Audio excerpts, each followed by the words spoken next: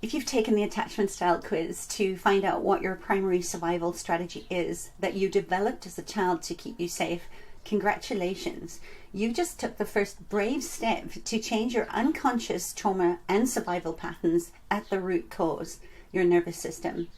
Now that you're beginning to understand what may be keeping you stuck, sick, and tired in adulthood, you can begin to live a more purpose-driven, abundant, healthy life with the trust in yourself, the courage and commitment, and of course the right trauma-informed support, so that you can shift these repeating patterns and heal from those toxic effects of trauma.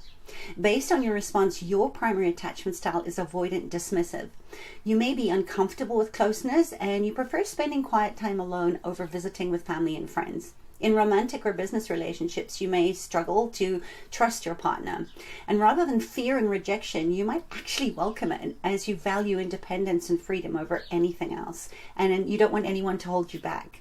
So no matter what your primary attachment style is, this survival pattern is how you adapted to an unsafe environment to keep yourself alive as a child.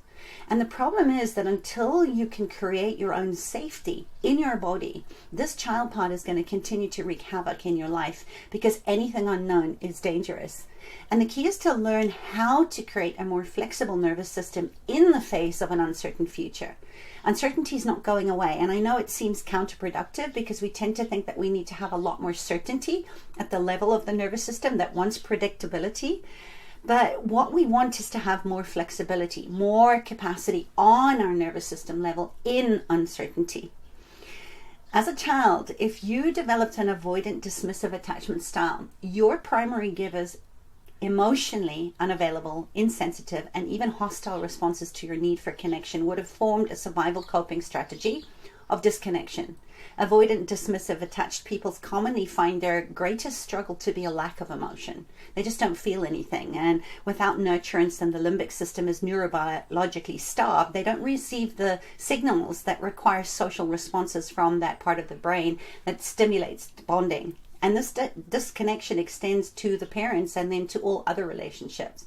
Though some of the cultural models extol the virtues of the self-reliant lone wolf, think X-Men or Wolverine or the quintessential desperado cowboy icon. Actually, living with such a lack of emotional attunement can be incredibly isolating. And as a child, you may have grown up to be unable to feel anything. You may have little or no personal memory of your childhood, what I call black holes, or you keep yourself constantly busy with work or activities to avoid deep, intimate relationships. You may dismiss the needs of yourself and others and be totally unaware of the level of disconnection they experience. You may be unable to hold eye contact with another. And when working with avoidant dismissive attachment, the task of a trauma-informed mentor is to help you to nurture a transition to a fully embodied and participatory existence by creating a welcoming, touch-based, contactful experience that's full of compassion and kind eyes. It's ultimately giving yourself permission to live, that you are deserving of life, to occupy space without shame, that you're worthy of love and connection and safety and belonging. And remember, you can't heal without support. You can't see it when you're in it. So whether you're one of the 70% of adults who have directly faced neglect, sexual, physical, or psychological abuse, or you're struggling with feelings of shame, inadequacy, and a sense of never feeling like you're enough in your everyday life, or you're beginning to feel the impact of trauma patterns on your body or your business that have unknowingly been passed down from one generation to the other, just know that you're not alone. I'm here to support you. And if you haven't yet taken the quiz, you can go over to sarahjanefarrell.com and do that now, and then post your comments and questions below and let me know how I can support you in a safe way to get your nervous system back online.